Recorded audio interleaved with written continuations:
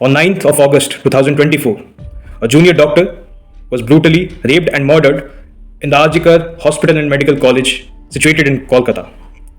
This case sent chills through the spine of the entire nation.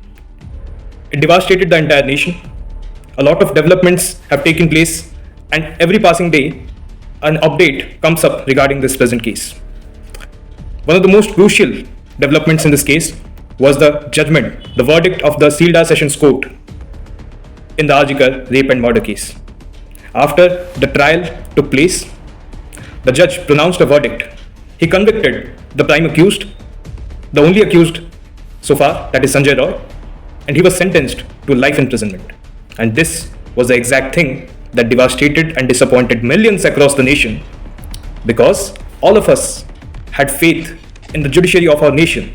We believed that poor girl who was subjected to such cruelty and such brutality shall be given justice. But that did not happen.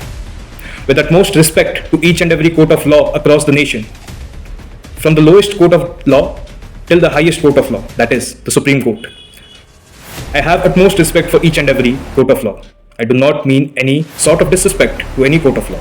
But then, as an informed citizen of this nation, I have every right to question a verdict when I believe that there was gross miscarriage of justice. All of us, with no second thoughts, with no doubts, expected a death sentence by the Sessions Court. But then, when the verdict came, all of us were disappointed. The Honorable Sessions Court of Sealdah had three justifications for this verdict and for not giving a death sentence. The first one being, the court does not believe that this case qualifies as rarest of rare. The rarest of rare doctrine is a famous legal doctrine that was elaborated on in the Bachan Singh judgment, which was one of the landmark judgments of the Supreme Court of India. The Honorable Sessions Court of Sealdah does not find that this case qualifies as rarest of rare.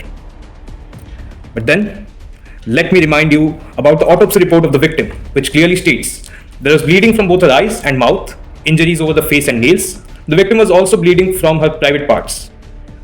Her entire body was bleeding profusely. The nature of the injuries was very brutal. This in itself clearly makes it evident that this case does qualify as rarest of rare. She was a young doctor.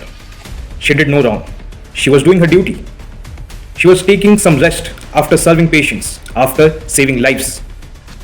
And yet, she was subjected to such cruelty and such a heinous crime. What was her fault? Nothing. And yet, she had to go through all of this. And at the end, she lost her life. And until now, she is waiting for justice. Because the punishment that has been given in this present case so far nowhere matches the seriousness of the offense that occurred. I truly believe that she deserves better. We are truly disappointed with the fact that despite of considering the factors such as the brutality of the injuries inflicted on the victim, the conscience of the entire nation, and the brutality of the entire offense as a whole, as well as the attempts to destroy incriminating evidence, have not been enough to categorize this entire case as rarest of rare. And then, the Sealdah Sessions Court further stated that it resisted the temptation to go to public pressure or emotional appeals.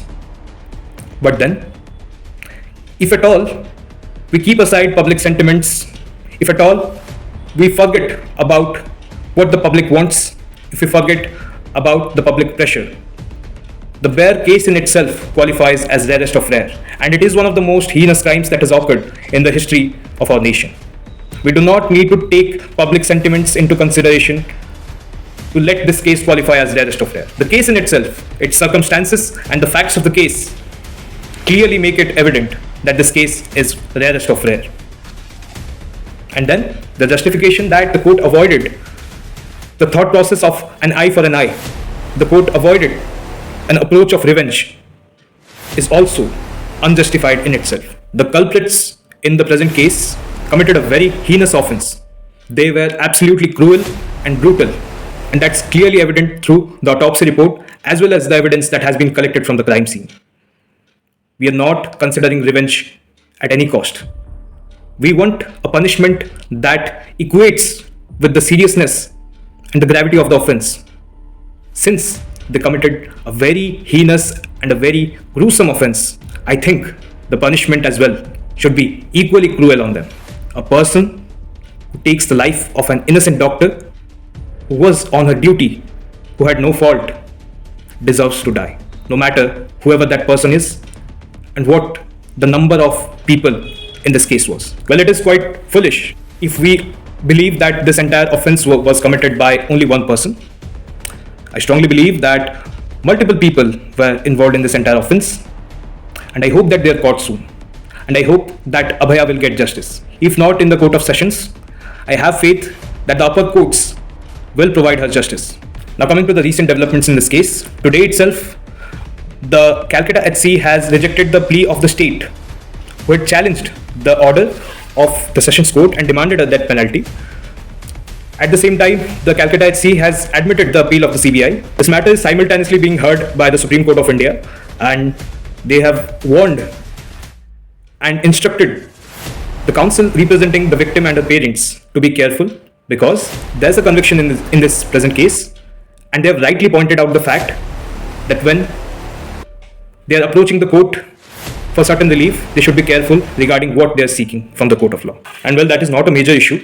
The council would file a fresh appeal in the Supreme Court regarding re-investigation, because a lot of facts have not been unearthed so far. There's a lot that needs to be revealed. There's a lot that needs to be investigated.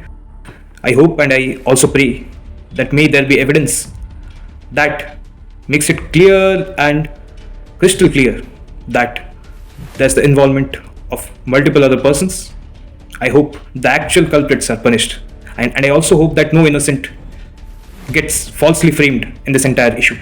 As I conclude, I have one request for each and every court of law that exists across this nation. It is not just my appeal.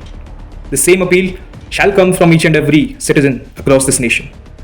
We have utmost faith in the judiciary of our nation.